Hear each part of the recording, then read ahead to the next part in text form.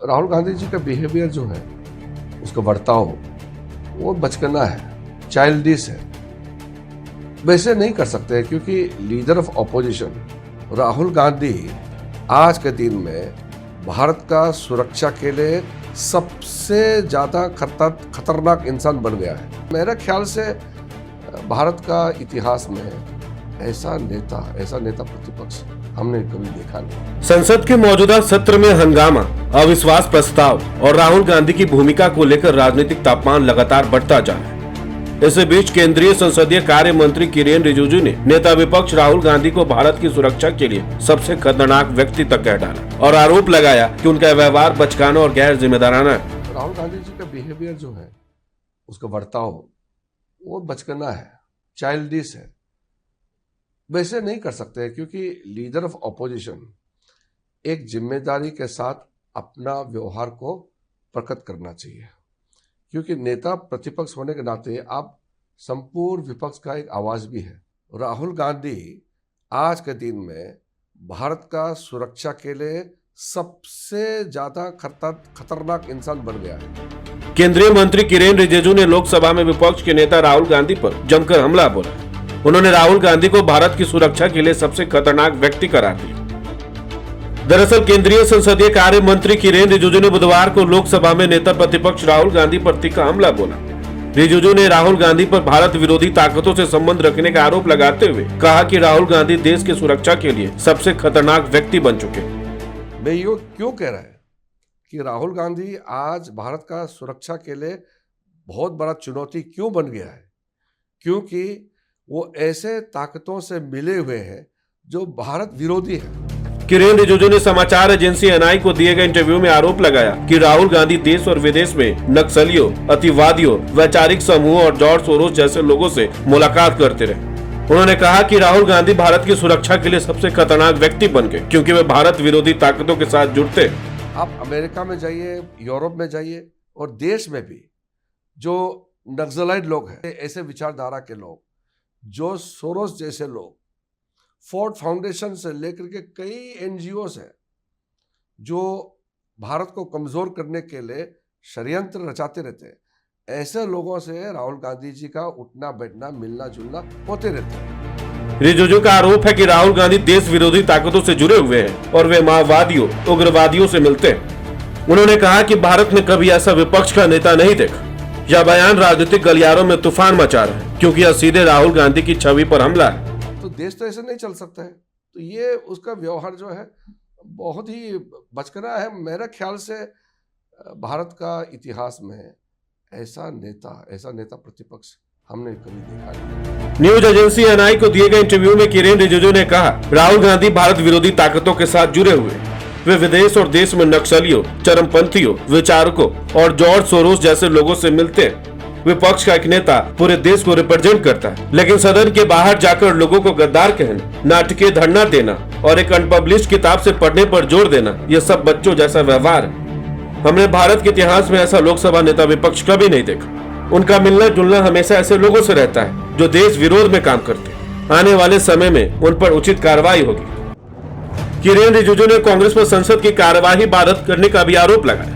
उन्होंने कहा कि कागज फेंकना, नारेबाजी करना और बैनर दिखाना ज्यादातर कांग्रेस का तरीका है। रिजिजू ने कहा कि समाजवादी पार्टी भी कभी कभी ऐसा करती है, लेकिन उनसे बातचीत संभव है। टीएमसी और डीएमके के नेताओं के साथ भी हम काम कर सकते हैं, लेकिन राहुल गांधी के व्यवहार के कारण छोटे दलों के सांसदों को अपने क्षेत्रों के मुद्दे उठाने का मौका नहीं मिल पाता।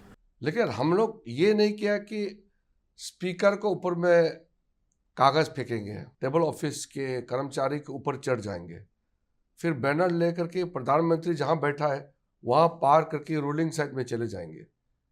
ये हमने कभी नहीं देखा। तो इसलिए मैं दुखी हूं, क्योंकि हमारा पार्टी के एमपीज को भी हम छूट दे देंगे जब उनके पार्टी के एमपीज आते हैं। हमारा तो संख्या ज़्यादा है, तो हमारा एमपीज को भी हम कहेंगे कि अगर जाओ आगे, तो फिर वहाँ हाथापाई हो जाता। किरेन रिजिजू ने राहुल गांधी के उस आरोप का भी जवाब दिया जिसमें उन्होंने प्रधानमंत्री नरेंद्र मोदी का नाम एप्स्टीन फाइल से जोड़ा था। रिजिजू ने कहा कि पहले सोचे कि राहुल गांधी के फॉलोअर्स इसे गंभीरता से क्यों नहीं लेते, क्योंकि वे बिना किसी सबूत के बोलते हैं। अगर प्रधानमंत्री किसी से मिले हैं या कोई डॉक्यूमेंट्स है तो पेश करें। वे बिना आधार के प्रधानमंत्री का नाम जबरदस्ती ले रहे हैं। इससे सिर्फ निराशा और हताशा होती है। देखिए, पहले तो आप सोचिए राहुल गांधी को लोग सीरियस क्यों नहीं लेते, बिना तथ्य के बात करते हैं।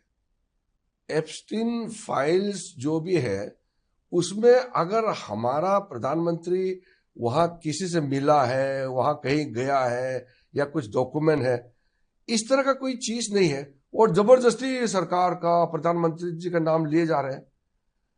इससे ज्यादा हताश, निराशा कहां आप देखने को मिलेंगे? बिना मतलब बोले जा रहे हैं लोकसभा में।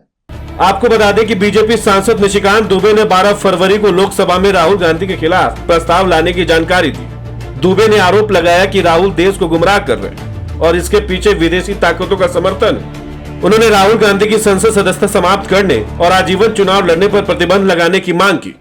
सेना के मनोबल को गिरा रहे हैं और जितनी विरोधी शक्तियां हैं उनके साथ मिलकर भारत को टुकड़े टुकड़े कर देना चाहते हैं। उसके लिए मैंने एक सब्सटेंसिव मोशन जो है माननीय स्पीकर साहब को मूव किया है कि इस पर चर्चा हो और राहुल गांधी की सदस्यता खत्म हो और वो चुनाव लड़ने के लिए जिंदगी भर के लिए डिबार्ड हो। इन आरोपों के बीच राहुल गांधी ने केंद्र सरकार पर राष्ट्रीय हितों से समझौता करने का आरोप लगाया। लोकसभा में बोलते हुए उन्होंने कहा कि सरकार खुद मान चुकी है कि दुनिया एक बड़े वैश्विक संकट से गुजर रही है, जहां भू राजनीतिक टकराव बढ़ रहे हैं। इसके बावजूद सरकार ने अमेरिका को ऊर्जा और वित्तीय प्रणालियों को हथियार की तरह इस्तेमाल करने की छूट दी, जिसका असर भारत पर पड़ रहा है। वहीं भारत अमेरिका व्यापार समझौते को लेकर रिजिजू ने कहा कि कांग्रेस बेवजह भ्रम फैला रही है। उन्होंने बताया कि वाणिज्य मंत्री ने सभी पहलुओं पर संसद में विस्तार से जानकारी दी है और किसानों, श्रमिकों, कपड़ा उद्योग या छोटे उद्योगों को लेकर चिंता की कोई बात नहीं है। रिजिजू ने कहा कि ऐतिहासिक समय विकसित देश भारत के साथ मिलकर काम करना चाहते हैं। यह दिखाता है कि भारत कितना आगे बढ़ चुका है। केंद्रीय मंत्री किरेन रिजिजू ने संसद में चल रहे हंगामे पर भी बात की। उन्होंने माना कि पार्लियामेंट्री डेमोक्रेसी में शोर शराबा और हंगामा तो होता ही रहेगा, क्योंकि हर पार्टी अपना एजेंडा आगे बढ़ाना चाहती है। लेकिन उन्होंने कहा कि हंगामे के साथ साथ असल काम भी देखना चाहिए।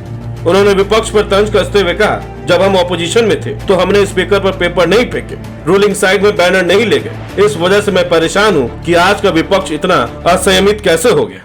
पार्लियामेंट्री डेमोक्रेसी में हंगामा होता ही है, क्योंकि सब पार्टी का अपना अपना विचारधारा, अपना एक एजेंडा होता है।